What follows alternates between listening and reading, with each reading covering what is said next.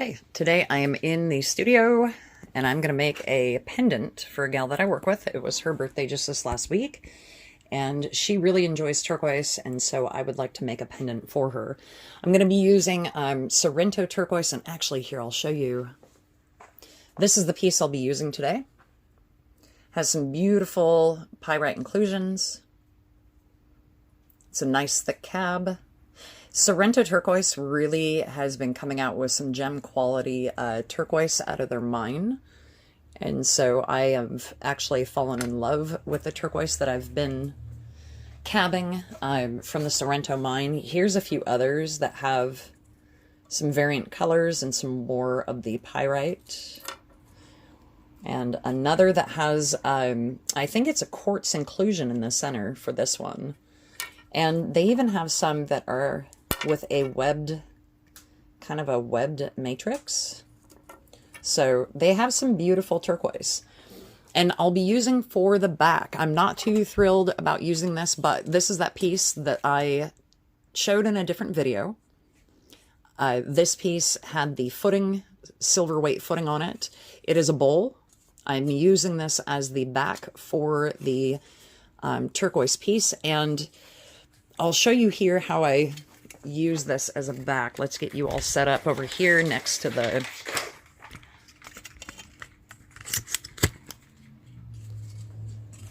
This is my flat plate that I got from a steel yard, and all I did for this plate was I clamped my vice clamp down on top of it to keep it stable on my log.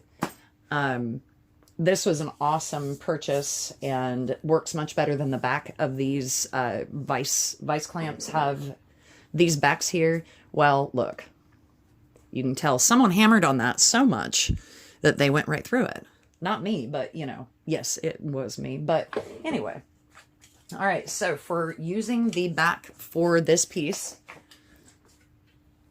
I will take my cab and just make an area here that I want to use, and I'm going to cut it out with just a great big giant pair of scissors.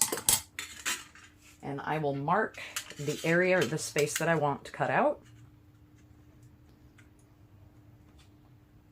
And actually I'm going to use this side here that I haven't flattened because it's a little more conducive to the piece that I want to make.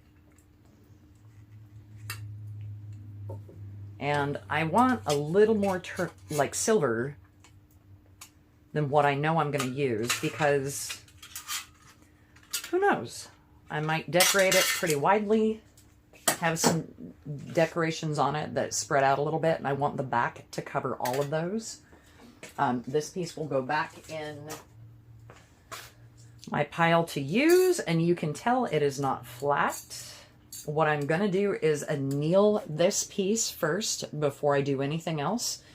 And annealing is just heating the silver up to make it more flexible and easier to use, easier to put my stamp on it.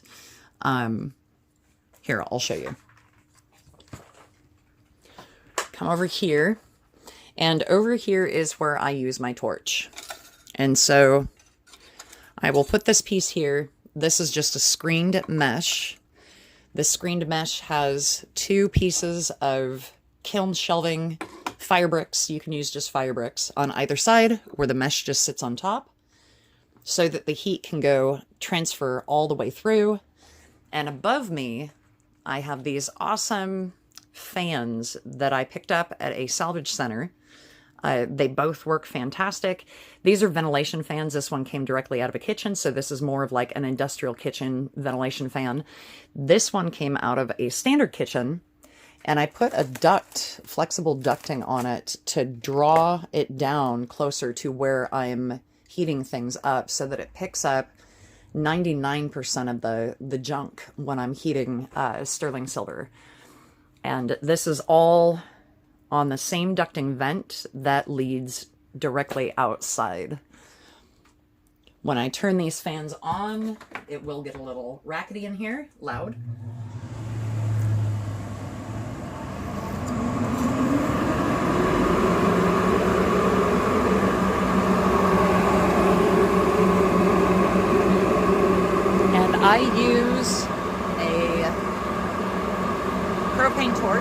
I know some people use oxygen acetylene or just acetylene.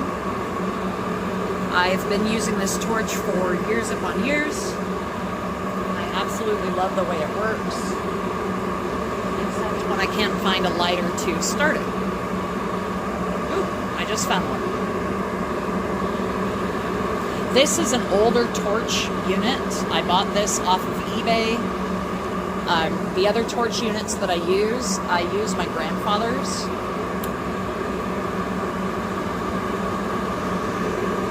And you just want to hit the silver with the tip of the flame. Oh, it just went out. Let's try this one more time. I probably have it on too high.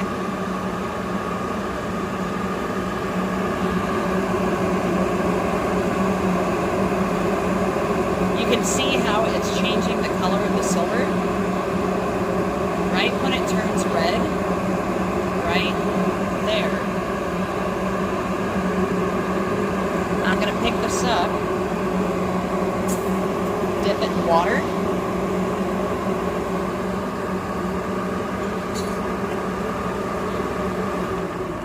and that is annealed. Since I dipped it in water, it's pretty safe to touch.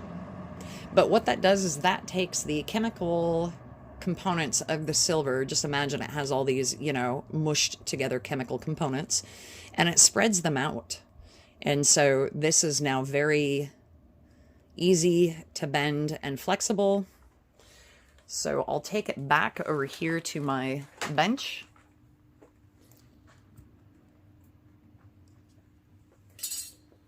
And what I want to do is I want to stamp this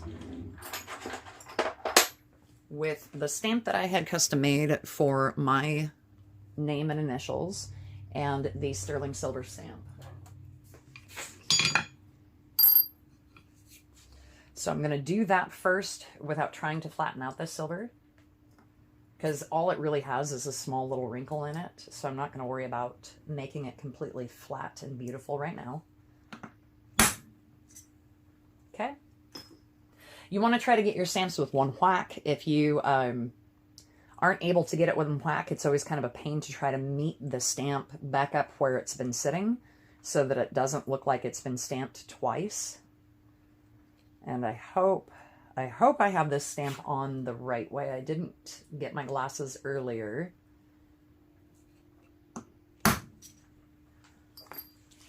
Okay, now I'm going to turn it over because now it's actually bent the silver up a little bit like this, kind of like a U shape. And I'm just going to lightly whack this sterling piece down. And I can use my leather hammer. However, I don't want to at this time. I seem to have better luck with just a standard hammer, flattening pieces out.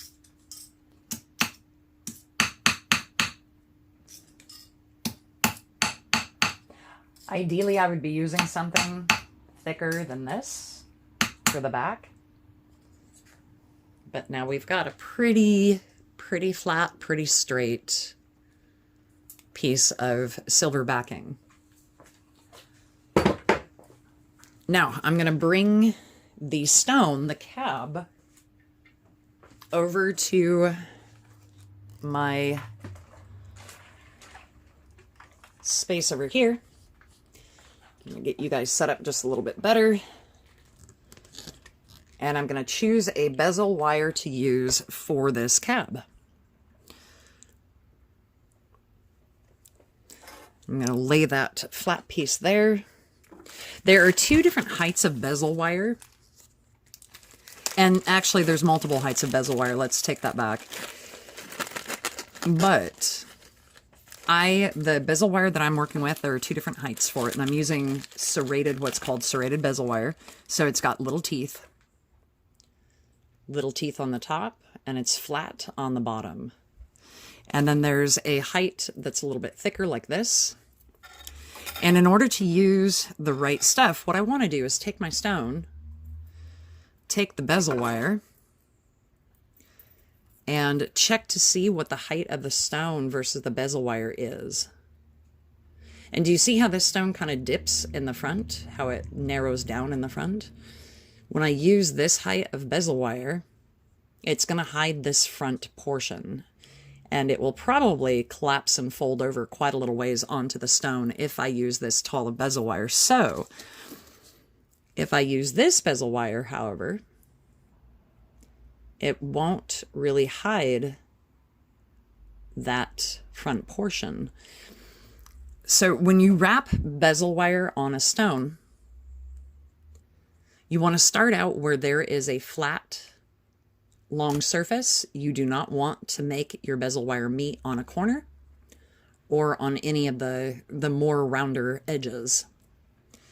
Meaning, you want to start the end of your bezel wire on a flat surface, hold on to it with your finger, and I'm going to bend it around my stone without annealing it, and then I will anneal it in a minute. So I'm just going to walk it all the way around the stone,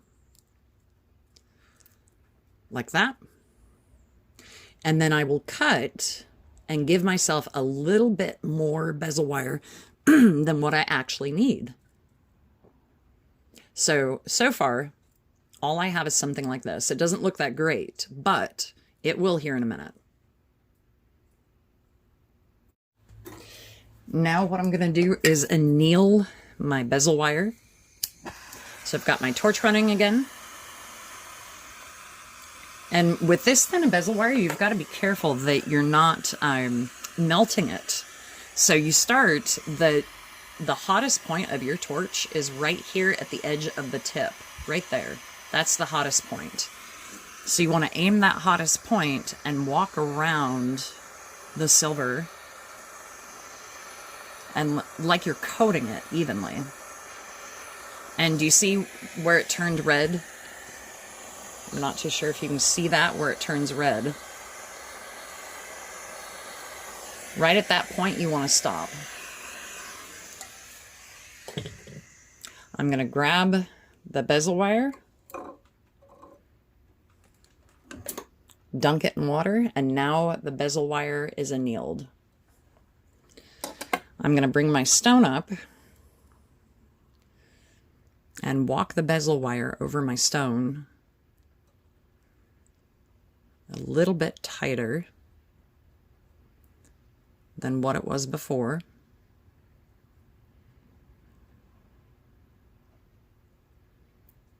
Round my tip off a little bit better. So that stays into place. Do you see that the bezel wire now is not bouncing out of shape? It actually is keeping its shape. And I'm going to use a pair of flush cutters. These are flush cutters. And cut my bezel wire flush.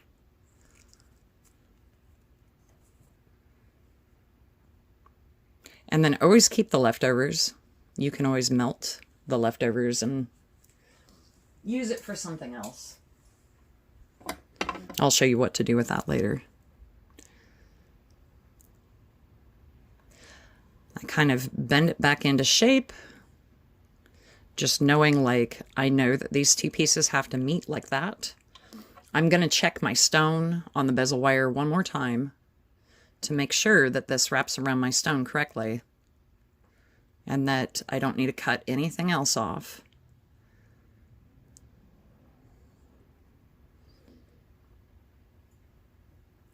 I think that looks really good. It is overlapping ever so tiny. There's just a very small amount where it's overlapping still. So I'm going to make one more cut.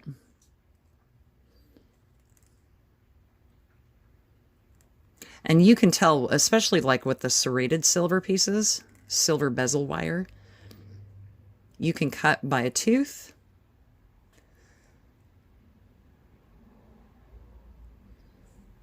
Sometimes that will actually, oh, it didn't totally take the silver off there. Let's walk it off. There we go.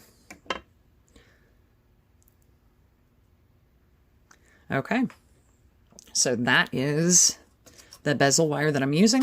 I'm going to put my flat piece on the mesh. Put my silver piece on the bezel wire on the silver. And now I will solder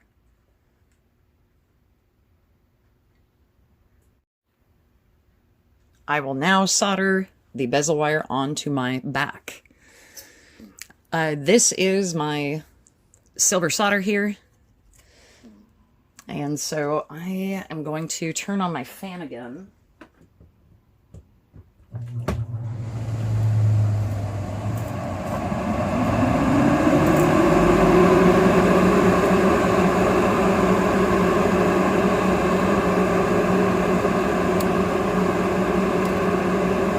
This is called flux. So this is dried out flux. I like when it's dried so that I can just crumble it. And I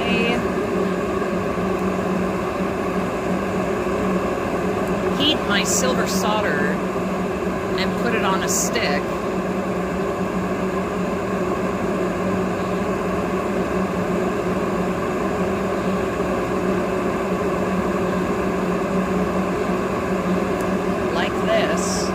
And I have a tiny little piece of silver solder on the end.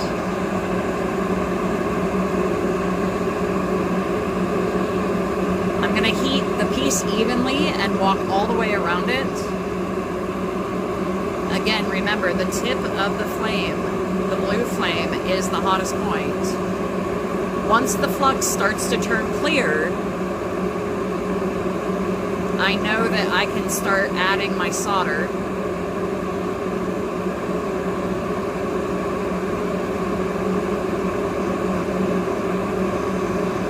I'm going to add the solder in this corner first. There it goes. And you can see the solder run onto the silver.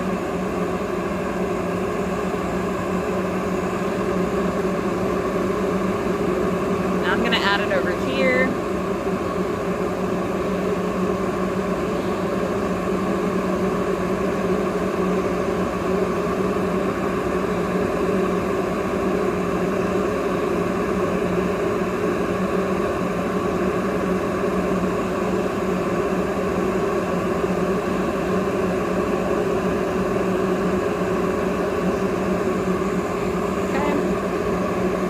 I'm going to add one on the other corner.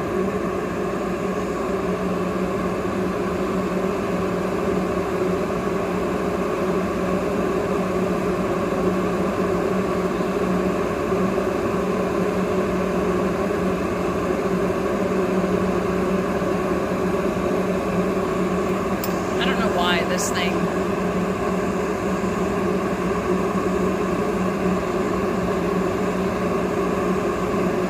I'm used to having a better flame on this torch, so I am going to try a different torch.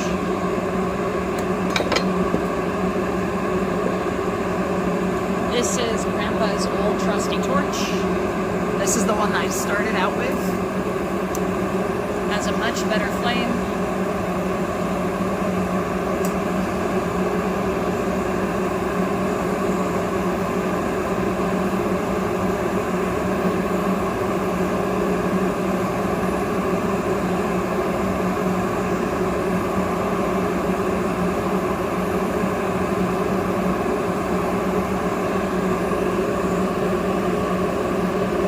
There we go.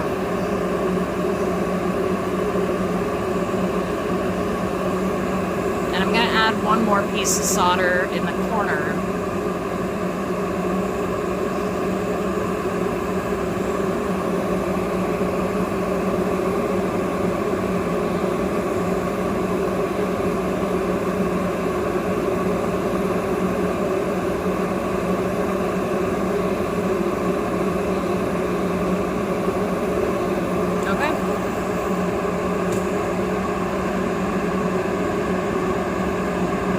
This guy up and pull him down.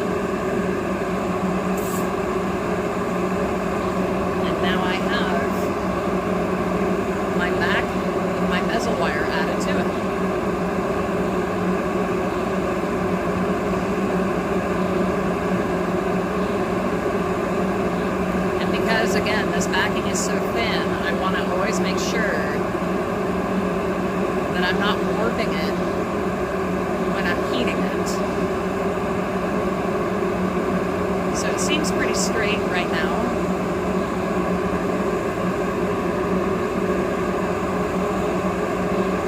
Alright, and then I will be adding some decor pieces. I think I have a way that I would like to decorate this piece.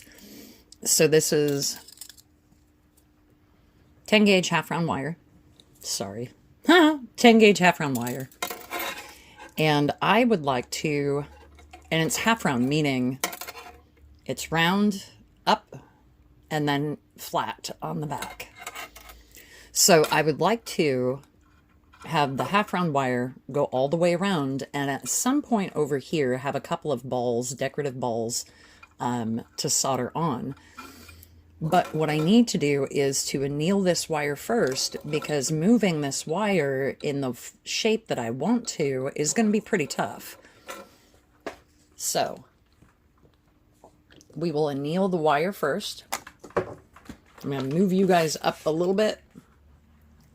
And I'm going to use Grandpa's trusty torch. This is my grandfather's again. So I think this torch contraption here is probably 50 or 60 years old. Maybe a little bit older than that. But this one has a nice large flame.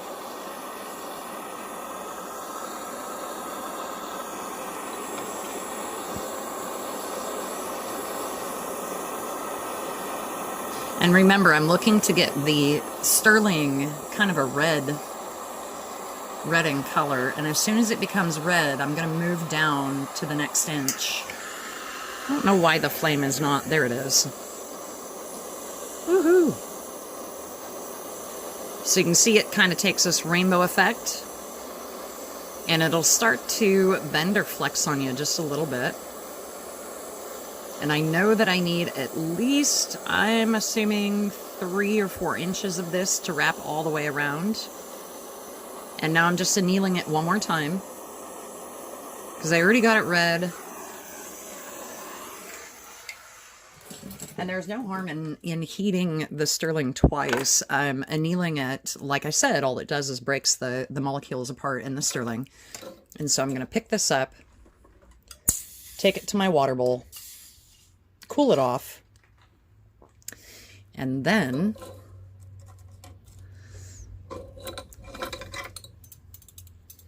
doing this on video is not as easy as it looks. Okay. And I know that I want it to mate somewhere over here, because this is where I'm going to put a handful of balls for decorative purposes.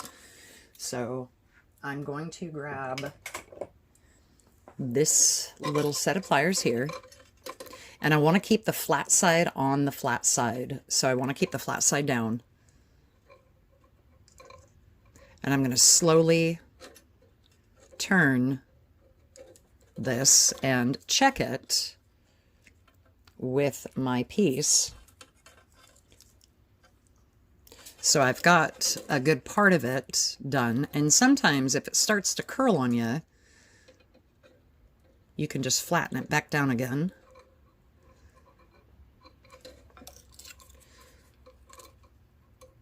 So I know that that's about right for that spot. And I'm gonna curl it and check it again. That actually looks really nice. I want it to snug up. I don't want any gaps in here in between the bezel wire and the half round flat wire. So I'm going to curl this up just a hair more and then check it one more time to make sure that I have no gaps. And I think the problem is when you start curling this wire, sometimes what happens is that it starts to lose. Do you see how it's kind of like twisted? Starts to lose its shape. And it slightly twists. So in order to get rid of that twist, if we come over here to the bench,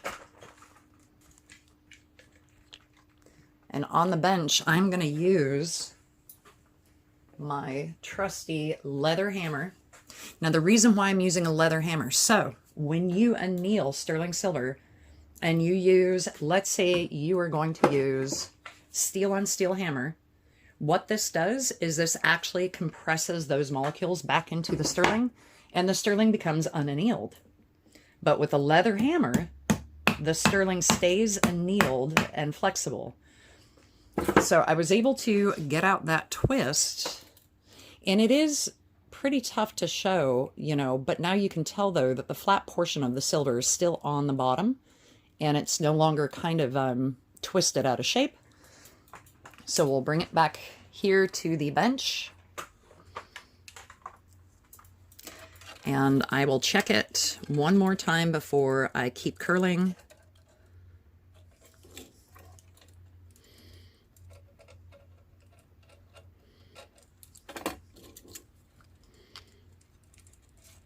Okie doke, I like that. Now I know that my line here needs to start curling again right about there.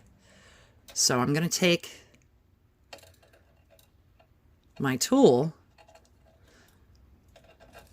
and then I'm going to check this because I don't want to curl it too much. That looks actually really good.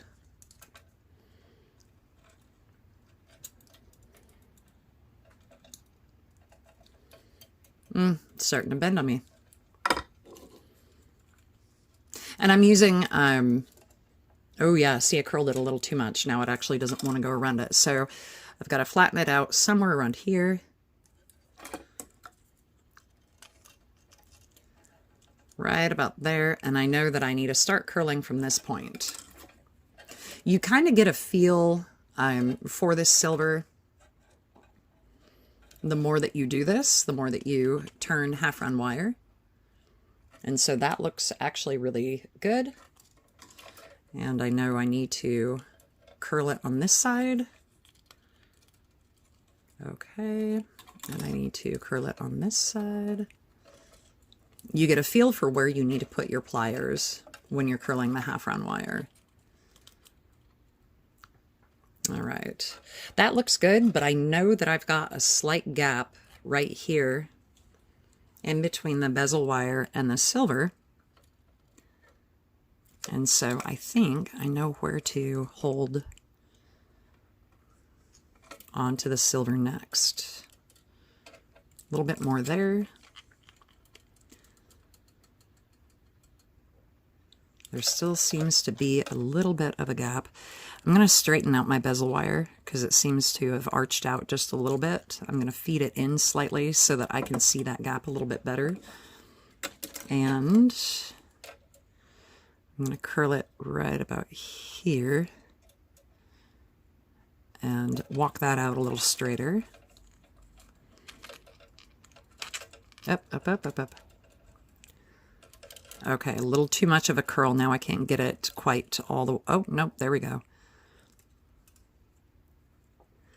That actually looks okay.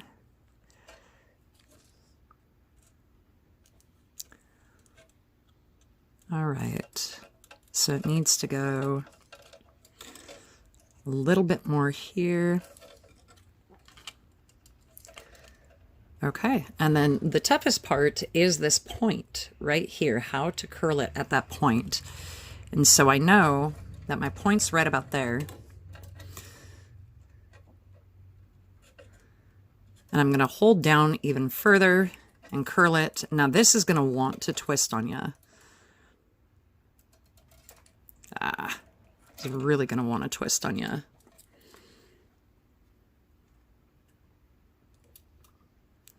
I'm going to have to flatten it back out and curl it again. And then I'm going to take this back over to the bench for the hammer again. And I'll show you. Do you see how this is starting to curl? How the flat portion is actually not staying flat? That is what this hammer helps with.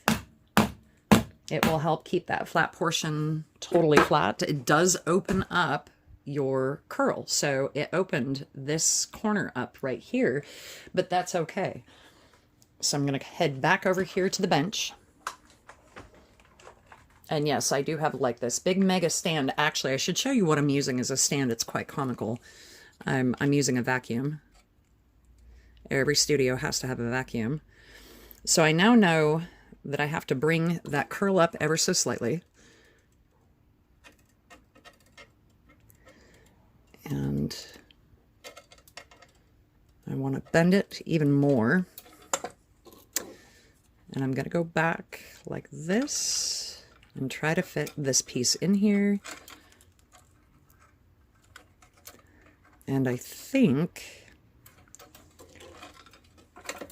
if I straighten this out,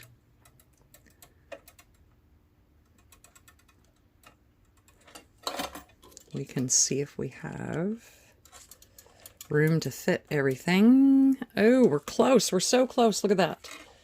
Do you see how this piece, though, is kind of off to one side? I always hate when that happens.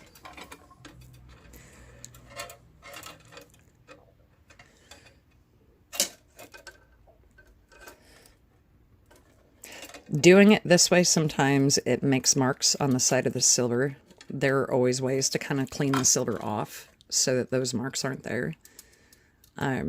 But because this is being used at the bottom end of a jewelry piece, I think it should be okay. All right. So I think this is pretty darn close. I want to bring that way a little bit. I'm going to bend it a little bit more than what I have to, and then actually fold it back into shape. So let's see what happens. Voila, look at that. I think what I will do actually is anneal it one more time, but I am going to cut off some excess so that I'm not working with this huge wire attached to the base of it, because it's quite annoying dragging it all over the bench.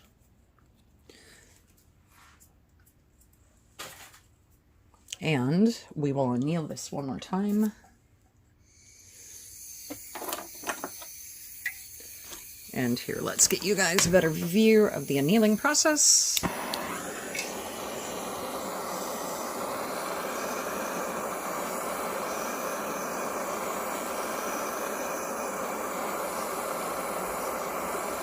After bending it and working with it with the silver, with the steel pliers, I am sure that the silver has become less pliable. And so this will just help with its ability to move. And I want to make that tip point just a little bit sharper, because it's a pretty sharp point at the top of that pendant. And I want to make sure that's reflected in this half round wire.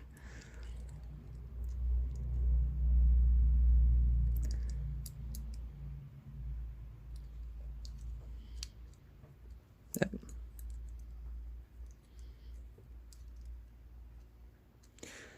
So I'm over bending the half round wire, but then I'm opening it back up to make that point a little bit sharper. I hope that kind of made sense. All right, so that looks a lot better, but I'm still kind of cockeyed. Let's see if that did it. All right, what I may do here, ooh, look at that. Look at that, look at that. So it's overlapping right here on this corner. And I know that I want to add some balls on one side to kind of give it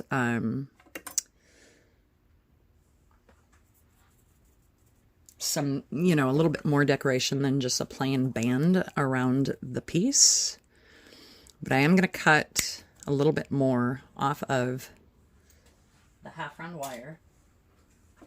And I'm going to take it here to the bench one more time just to hammer it down, because if I don't hammer it down and make sure that the flat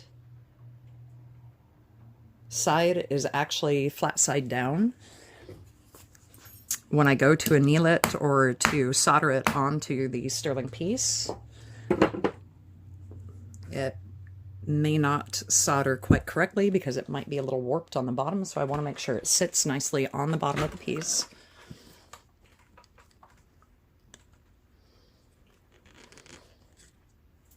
All right, let's see. Once I hammered it with a hammer, sometimes a hammer actually allows it to open up a little bit. So it did. I'm slightly off here on the corner. I'm going to bend that over just ever so slightly.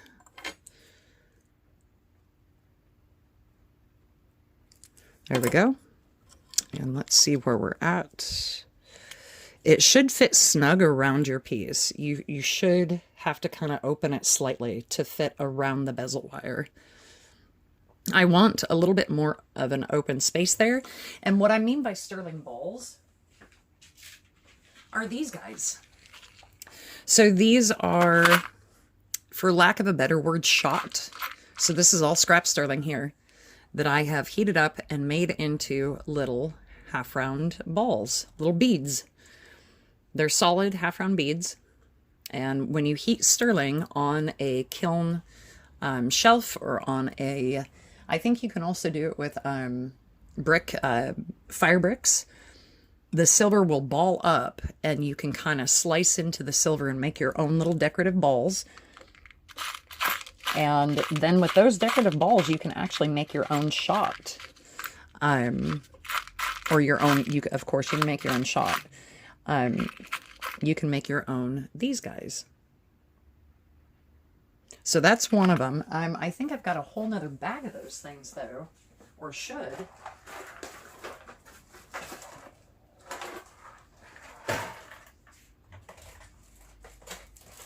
I'm not too sure where they are, though.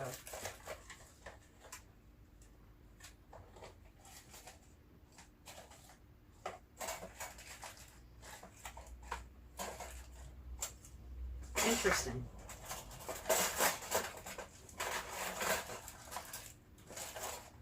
Well, I wasn't able to find my little baggie of those guys.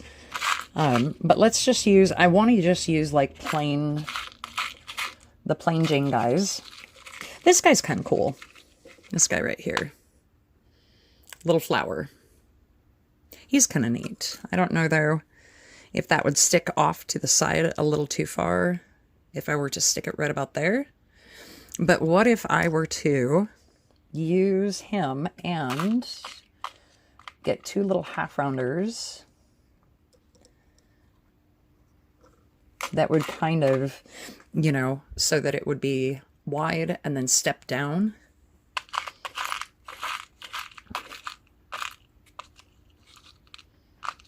Can I find another one that is about that same size? What about this one?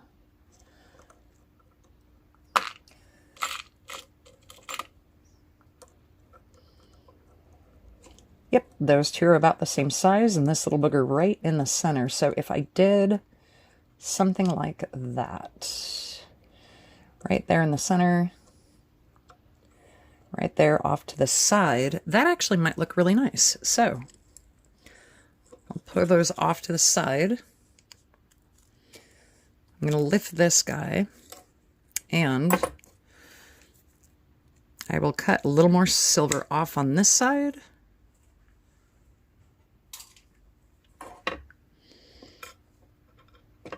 And a little bit more off on this side. I don't want to cut too much of this off, but I know that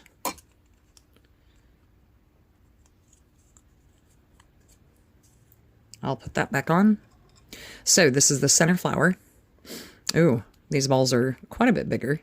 So that one needs to fit there, and this one needs to fit right here. So I know I've got to cut quite a little bit more off. So I'm going to cut quite a little bit more off down here somewhere so that I can fit all of these three little decor pieces on.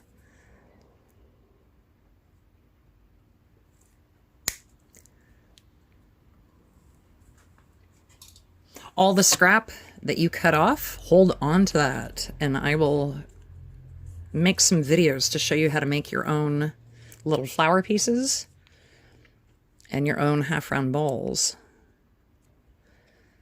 Okay, so I am almost there. I almost fit. Because I am so close to fitting, I'm actually going to make a mark with my little guy here and try to cut on that mark. Now remember, I've got a whole box of these to choose from, so if I cut just ever so slightly too big, I can always change them out. I'd hate to have to, but you know. Okay. This one goes here, this one goes here, and this one goes right there. There we go. Okay, I like the way that that looks. And so, get rid of these. This will be the first piece that I put on is the half-round wire onto the back. But first, I actually want to put solder on this. So we're going to run the fans because I'm going to use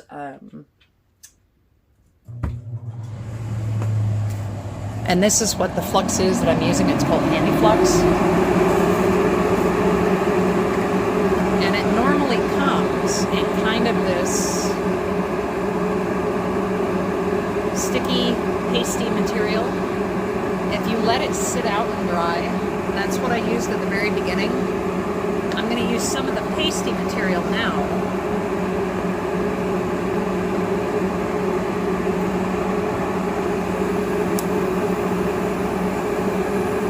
Heat my piece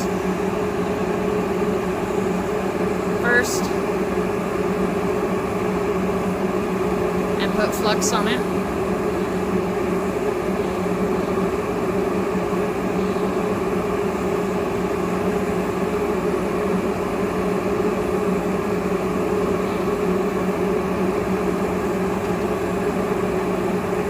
And I'm going to take, this is my solder. I'm going to get it hot first and then just dab my solder to it to add little bits of solder all along the half-round wire.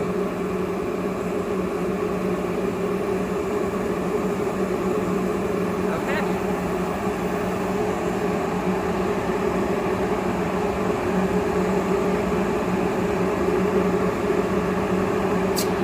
I'm going to cool that off because the flux it will not actually burn off, or once you dip the silver in water, it won't clean the flux off. The flux will still exist on the silver. All right.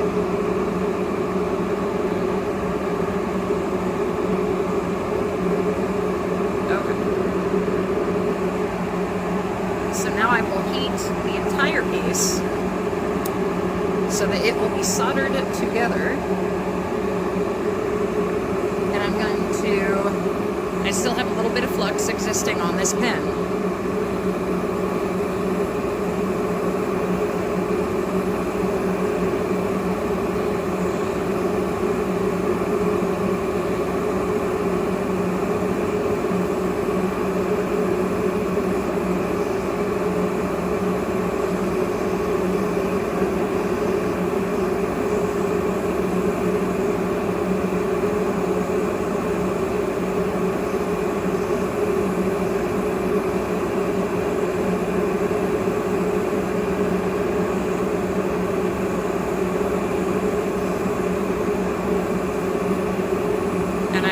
That has stuck all the way around.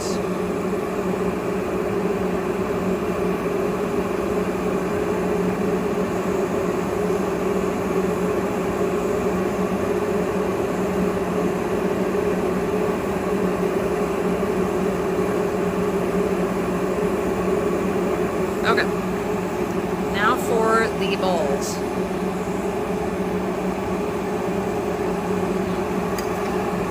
This is how I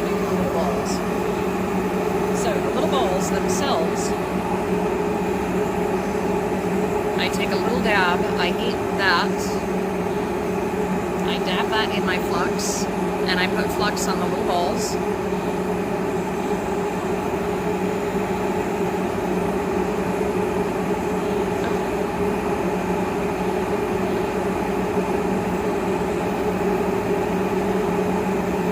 And I had a little ball of, here's my silver solder. You can cut your solder, I just don't cut my solder. I just dab it onto this, and that will give me a little bit of solder. And I just touch the ball when it melts. Now watch, you'll be able to see when that melts. Did you see how that kind of spread out?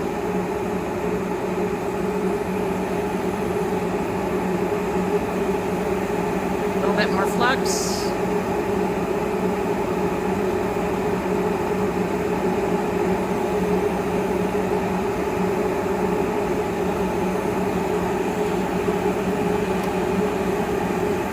Start with the center one, pick it up, put it on the piece, pick this ball up, put it on the piece,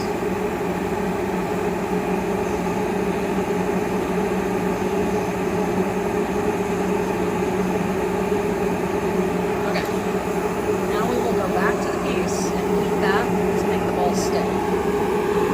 Oh yeah, I'm losing the camera.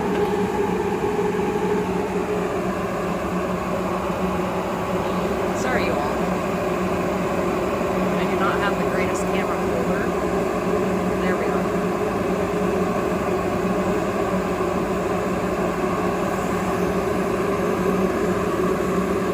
There we go. And I am just going to heat this entire piece, just like I did when I added the half-run wire.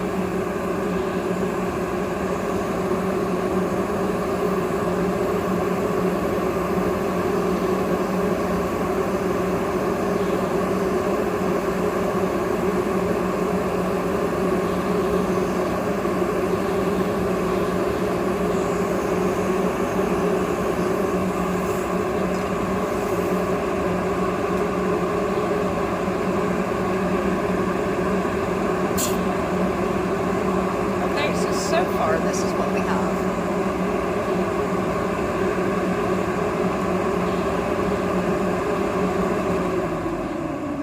Now, let's see if we can't find something else to decorate the other side, because to me, this actually is a slightly ever so lopsided, and I wouldn't mind having something here on this side, up there. I know we'll have the loop for the necklace up here, or coming in from the back.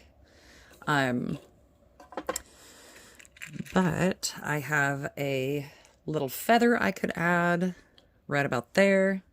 That does make it, the more I add to it, the bulkier the pendant will get. What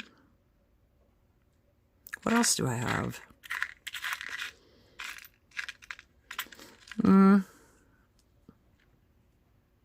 I could do little half-round twirly-loos.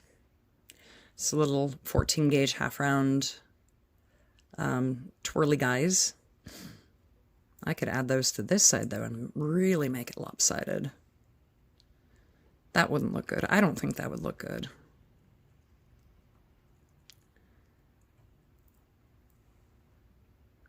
I think, honestly, that looks okay the way that it is.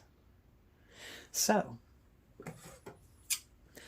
I am going to cut all the excess sterling off of this piece. And all of the excess silver will be used as scrap for other pieces.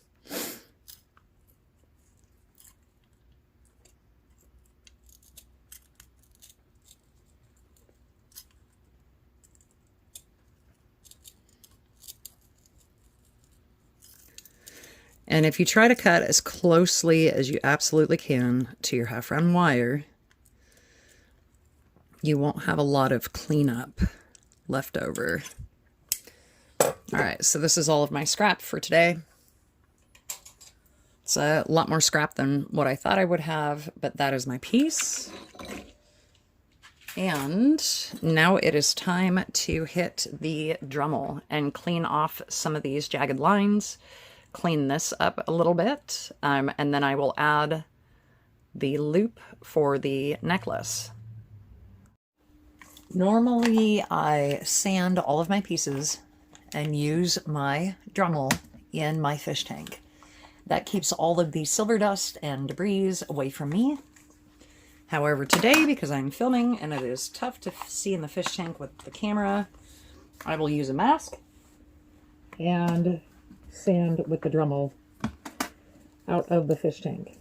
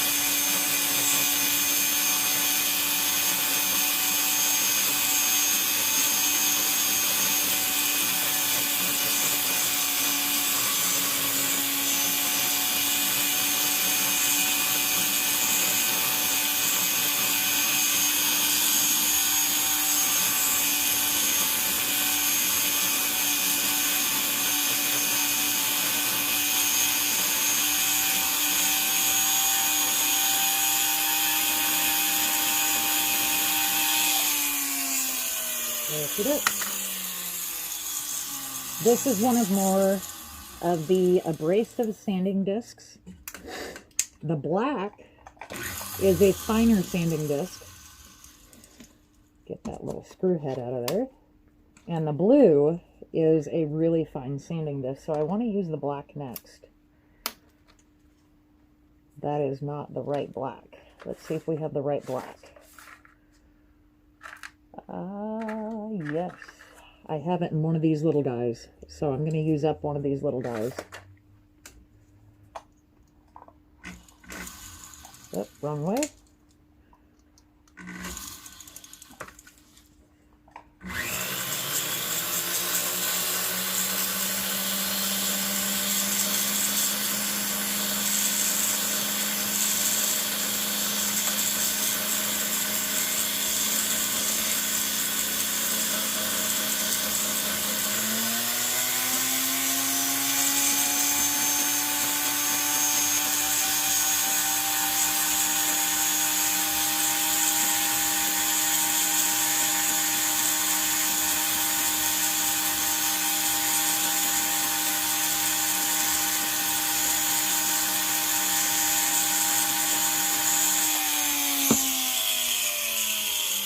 Work it out.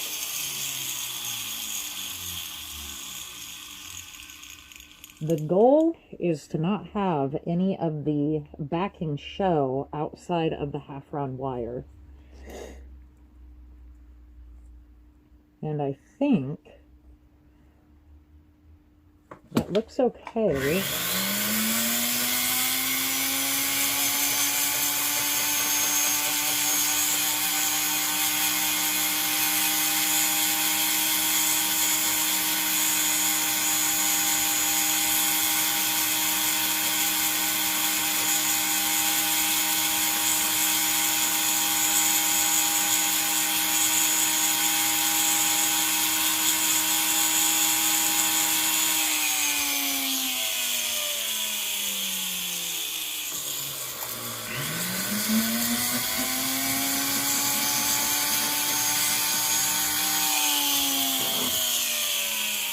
All right.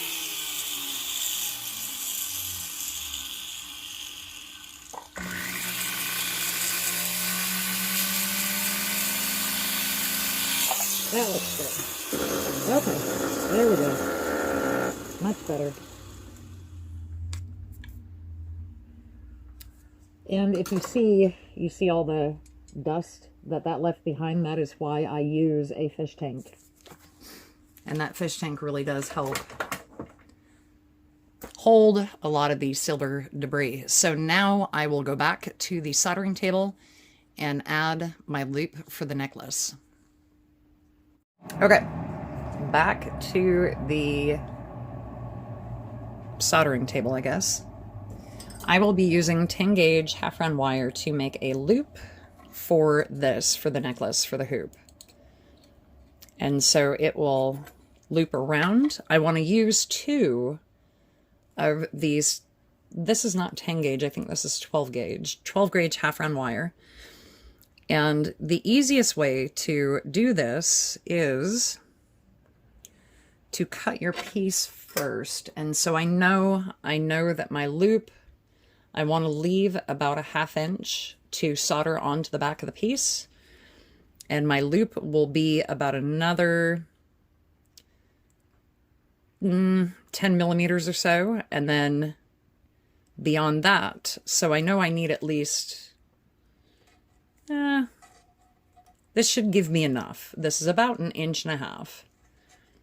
So I will cut one of these. And I'm going to marry this up and cut the second one.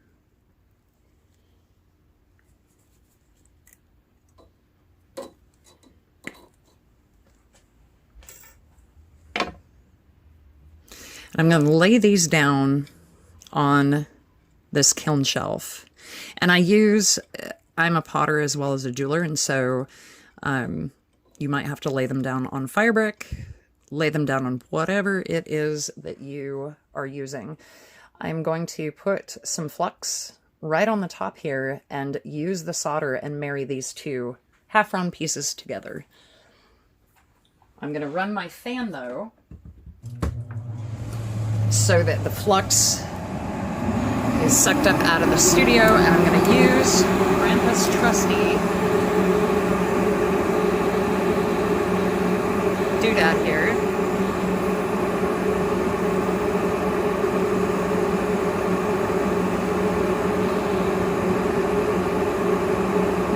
I want to evenly run the flux all the way down the 2 pieces.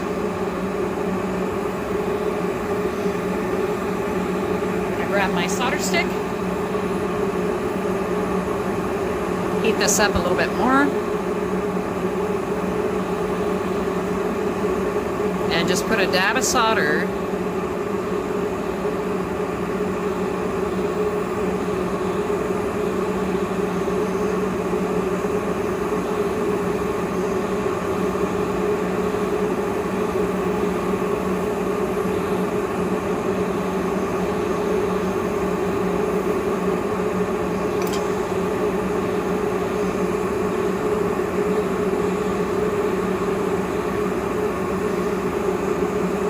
There we go.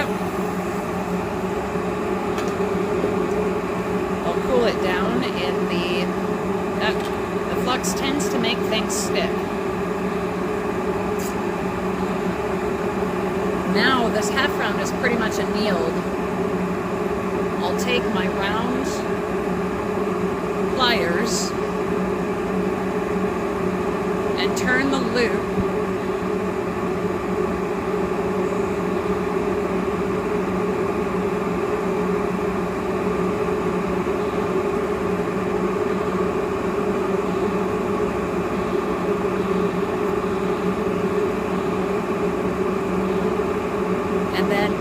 here and do it again.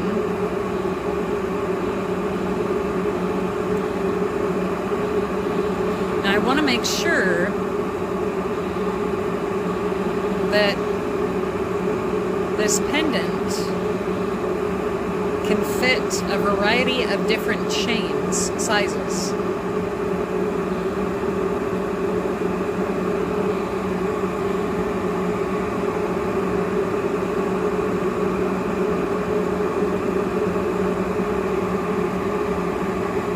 So that should fit some different size chains, but I don't want it that bulbous at the end. So what I'm going to do is flatten it out.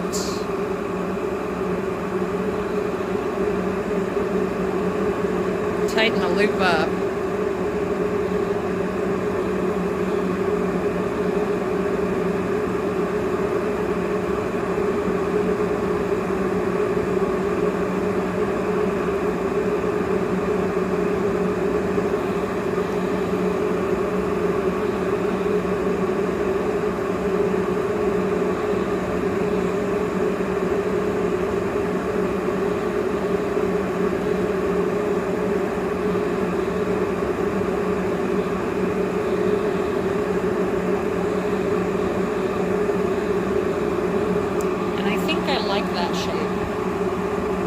That's big enough to fit several chains through with the chain end. Now it will go onto the back of the jewelry piece.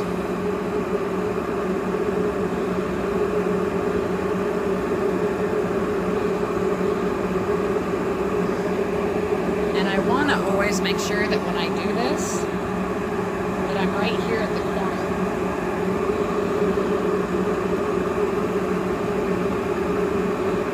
And if you see, my stamp is right here, so I'm going to cut some of this off.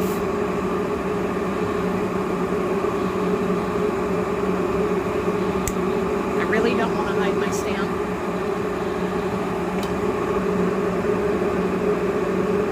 So that should work. So it needs to be right there.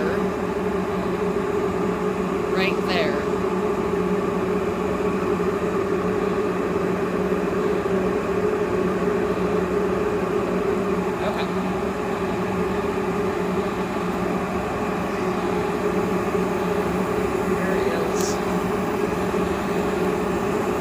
I want to heat the loop, but the piece at the same time.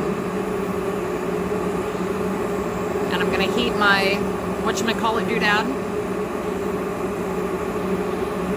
So I'm grabbing some more flux. Wait.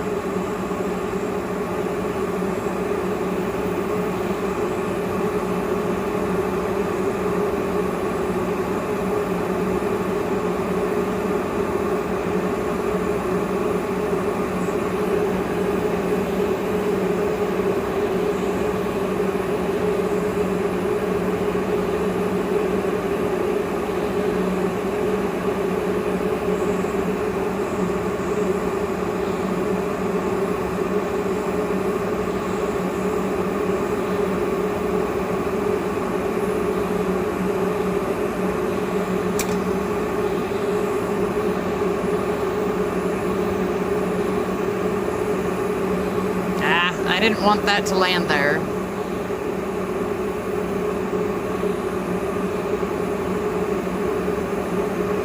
Okay. Let's see where that wound up. If it's in the center or if I have to move this. I have to move it slightly to the left. So wait a minute. If I look at it this way and then turn it back over, that would be to my right.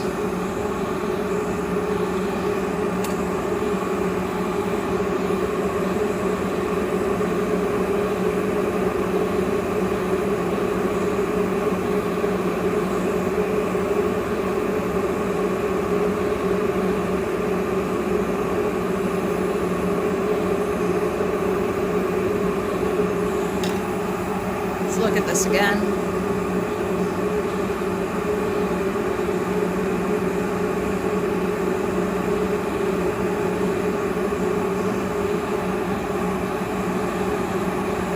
It seems a little off. Try this one more time.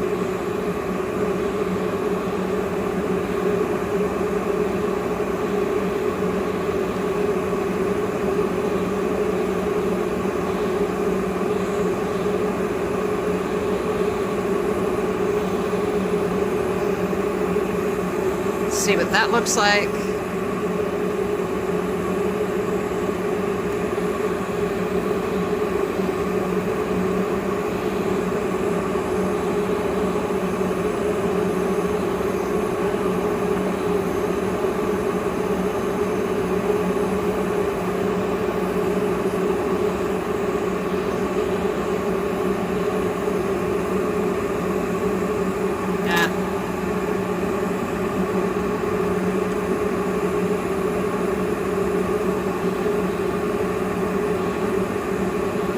squeeze in. Ooh, that looks like it's on.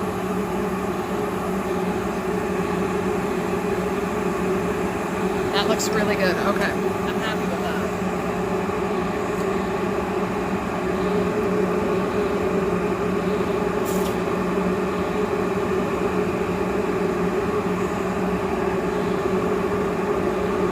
That looks really good, actually.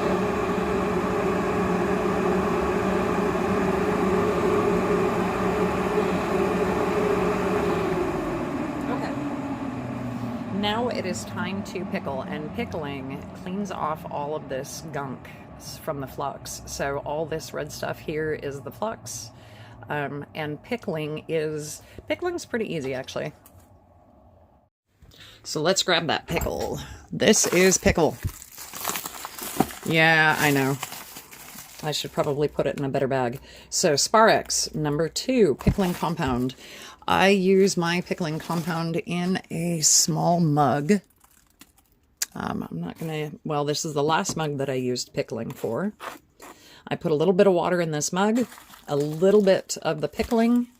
I heat it in a microwave, and that is how I pickle. So give me a quick minute. I'm gonna mix this batch up, or at least get hot water, and then I'll show you on the video how to mix the pickle. So this is some older flux, but I heated the water for 1 minute and 50 seconds so that it's relatively hot. And I just put the flux in. Now, if I had more pieces I was doing than just the one pendant, I would use a larger bowl for my flux. Come on, get out of there. There it goes. There we go. Okay. Now, flux, you don't want to put steel in the flux because that neutralizes the flux, meaning that it won't clean the silver the way that it should. Where did my pendant go? There it is. I had a copper mixer, and I'm not too sure what I did with my copper mixer. So let's take this gross bottle of stuff, and here is the pendant. I want to be able to mix this though. So let's see what we've got in the studio drawers. Nope, that's the glue drawer. Go away. All right. I know that I have a lot of copper and brass. Ooh, look. I've got a big old... All right, whatever. I've got a chunk of copper here. Let's mix it with this. And my studio is a hot mess right now. So copper does not hurt the flux in any way. Copper, brass, all that good stuff. And the flux is kind of like an acid, and so you do need to neutralize this once you're done and put some baking soda in this. That will neutralize the flux and its effects. But we'll give it a quick minute here and then pull it out and show you how clean it is. Okay, the magic of pulling a piece from... So now this is clean. It has no more flux on it.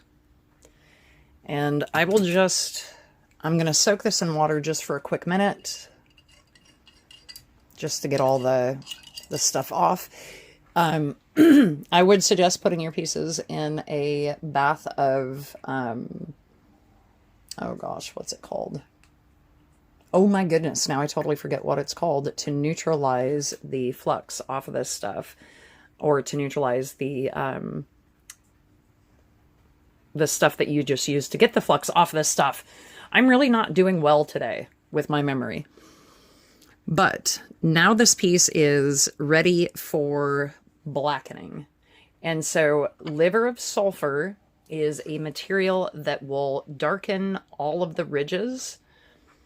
It'll make it kind of look tarnished in a way. So this little flower, it'll cause the little flower pop-outs to kind of pop out. It will, and I don't like that there's a gap right there in between my half-round wire and my bezel. I don't think I'm going to fix that. I think that that'll turn out okay. But it'll give some highlight to the silver piece. And the liver of sulfur is very similar to the process that we just did for cleaning. You want to heat a small container of water. This is the liver of sulfur that I'm using today. This is a gel, liver of sulfur gel. And I grabbed a mug inside. I'm going to go heat that mug and just put not even a quarter of a tablespoon of liver of sulfur inside. And then this will go inside of that. Okay. Liver of sulfur. Water is hot. I'm going to just dump a hair into this. And then I will take my pendant, and I'm going to use my pendant as like a stir stick for the liver of sulfur. Oh, you can already tell. Hey, look at that. And I'll just dump it in there and let it sit for a minute. The liver of sulfur with my, oh my gosh. With the material that takes off the flux with the pickle. Ha! I remembered. Hot dog. Look at that. I knew I would remember. With the pickle, you can reuse the pickle, the little mug that we just used, and reuse it and reuse it. And I think about 3 times heating it is about enough, and then the pickle goes bad. With the liver of sulfur, I have left it in cups like this because I've done just one pendant at a time. And the problem with the liver of sulfur is that it tends to not want to work as well. So this is just like magic. It works really well. And what you do is you buff around it to get the liver of sulfur off. Now, because I am videoing every step of this process, this is one mistake that I made already in this pendant, and I can show you right now. Do you see my stamp right here? Yes. Yes. So if you get this, you're doing good. My stamp, I can see clearly from this side where the stone will actually seat. The stamp, I cannot see clearly from this side, which is the back of the pendant. Yep, I kind of put everything on the wrong side. So that's okay. And again, you can tell that this is a relatively thin back. It's kind of pressed in. It deformed a little while it was being heated. So reasons for not using things with such thin silver for backing. But because this is such a thick half gauge flat round that goes all the way around, it actually adds some heft to this piece. And we will now head on over to the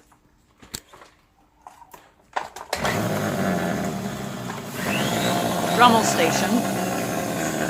And I'll try not to run it. And I want a buffing.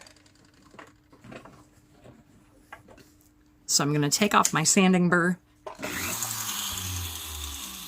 And I want a buffing head. And actually, I already have one right there. I want to use something, though, a little bit thinner and a little bit more flexible. And I think I can use this guy. So normally, again, I do this all inside my fish tank, which is, fish tank is right here. It keeps all this dust and debris in the tank. But for filming purposes, I'm doing it outside of the fish tank.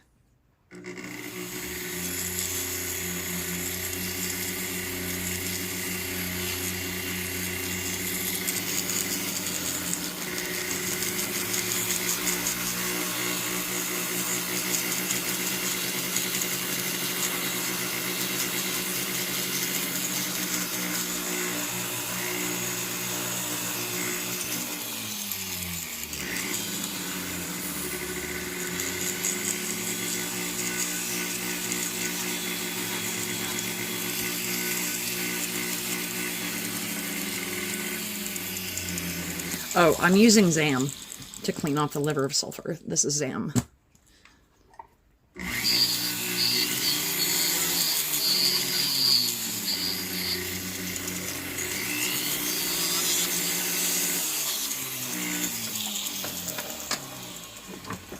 I'm going to put on a mask just because I see a lot of debris flying off. And I don't want to breathe in felt.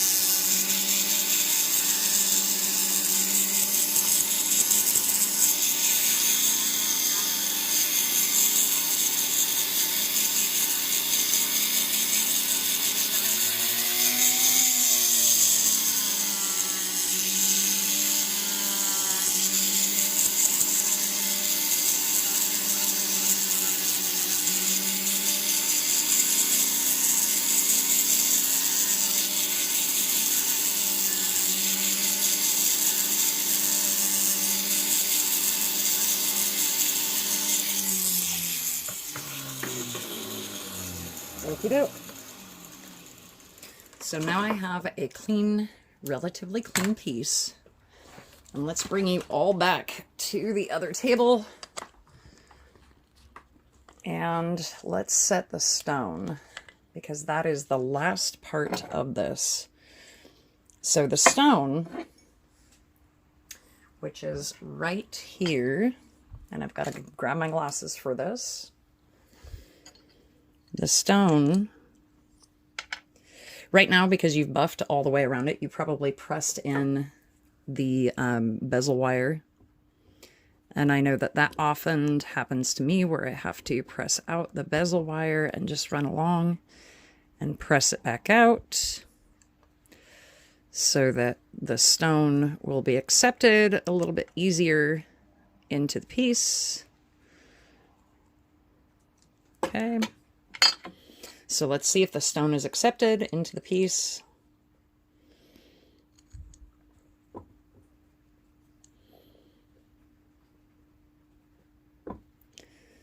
And for some reason, it's having an issue fitting on the side. Why is that?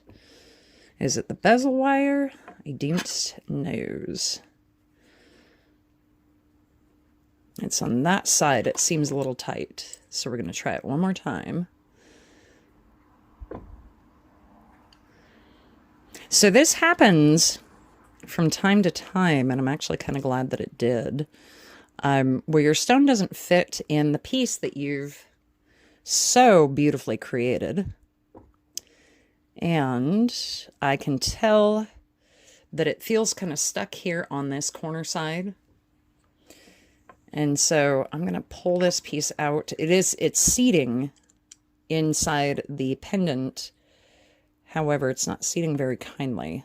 And it's kind of lifted to quite a degree. Is it or is it not lifted? No, it's just not seating right.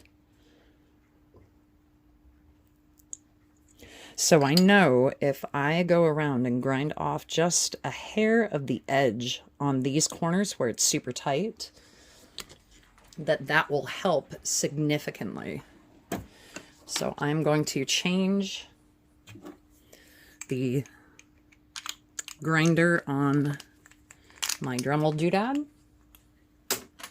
and put on just one of these cheapy, it's a diamond grinding wheel. And I want to be very careful because I do not want to go above the height of where the bezel wire will be, if that makes sense.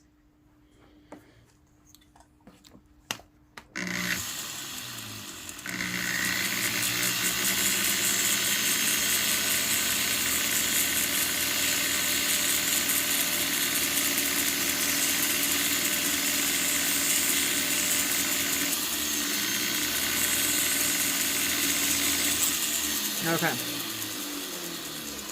let's check that. You always want to cut 10,000 times and then keep checking, keep checking, keep checking, instead of cut a bunch all at once and not check, and then your piece just doesn't fit. All right, let's try it. There we go. That seated quite kindly. So that seated. Did it? I feel like it's still pressing.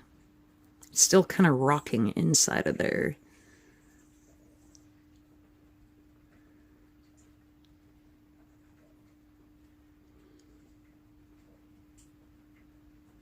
Okay, I think it's in. So for this piece, normally I don't like using a lot of super glue, because if you use super glue in a piece to set a stone, the problem is if it's a ring or if it's something that breaks, it kind of becomes a pain in the backside for the jeweler to resize the ring if there's a ton of super glue in there. But with this piece, I'm just going to put a hair right here in the center. And I know that some people use like a cushioning material for the stones when they set them. That's nice. That's not necessarily what I do. Okay, that actually looks really nice. So it looks centered. And now I'm going to take this guy. So the bezel wire is not quite hugged up to the stone yet.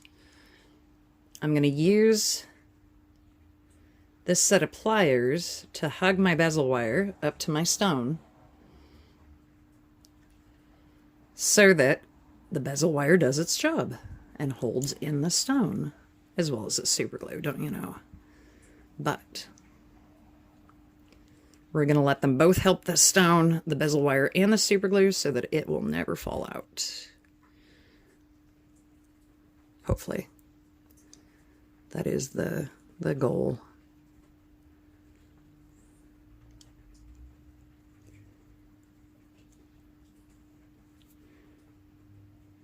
Okay. And I always hate when people don't hug the bezel wire around the stone snugly. They just like kind of leave it. That's a big pet peeve of mine. You always want to make sure that you're not nicking the stone or scratching the stone. But voila. There we are.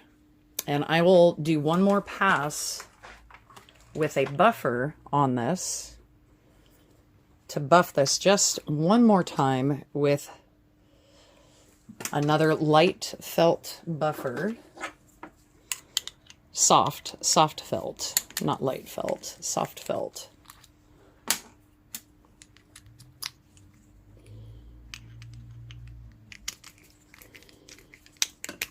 I have to put the cap on my super glue. All right. So ZAM, if you use ZAM for buffing your pieces, ZAM can also, as you buff the piece, you can also buff part of the stone. The ZAM actually will buff turquoise really well. Just don't run your wheel at a really high speed.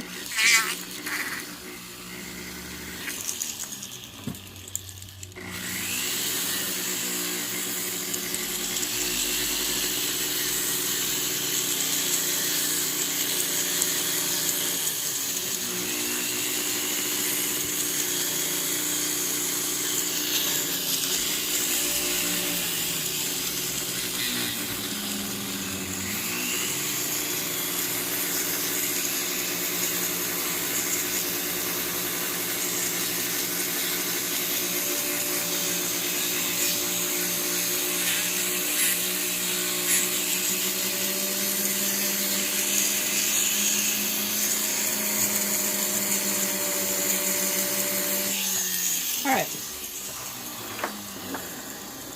Now it's time to take it in and give it a bath with some hot water and soap and a toothbrush. So now that the pendant has been given a bath and all the buff has been removed, this is what I'm left with. I left some spotches of the liver of sulfur on the back just to kind of give it that, you know, already oxidized feel. But that is the finished piece.